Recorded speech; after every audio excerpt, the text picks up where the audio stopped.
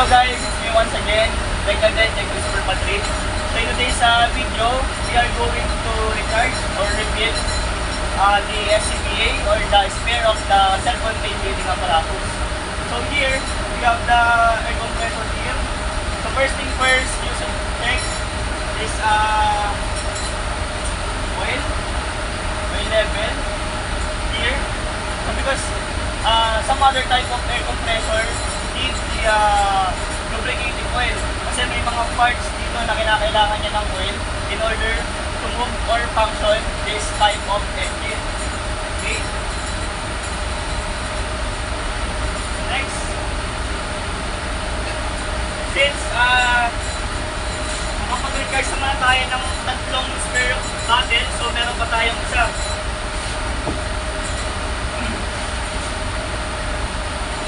So ito yung remaining natin. Yan yung natitira na kinakailangan natin i-recharge. So what we can do first is check natin tong valve dito. Ayan. Okay sir, well, hindi makita. Nagkakabang ino. So check natin tong air valve. Ito kasi yung air pressure.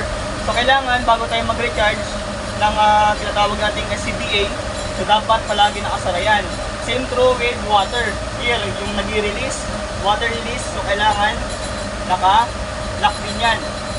Okay? And then, saka natin isasalpak ito. Here.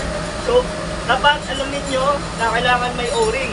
Kasi kung walang o-ring to, hindi magpa-function or parang magkaroon ng defects, lalabas yung hangin.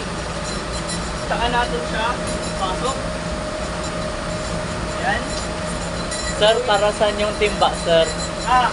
Ito nga pala guys, may timba dito. So may laman tong tubig. So para habang nag-recharge tayo, umiinit kasi yung pinaka cylinder dito. So kinakailangan niya ng tubig for cooling down. Ganun yung pinaka-purpose niya. Okay? So lagay na natin.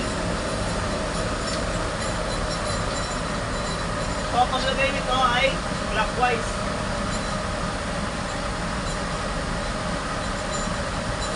Okay, so once na connect din open natin to para ma-check yung pressure.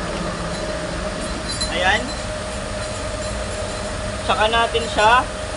So kailangan naka-open to, fully open valve. And then tsaka natin siya i-start.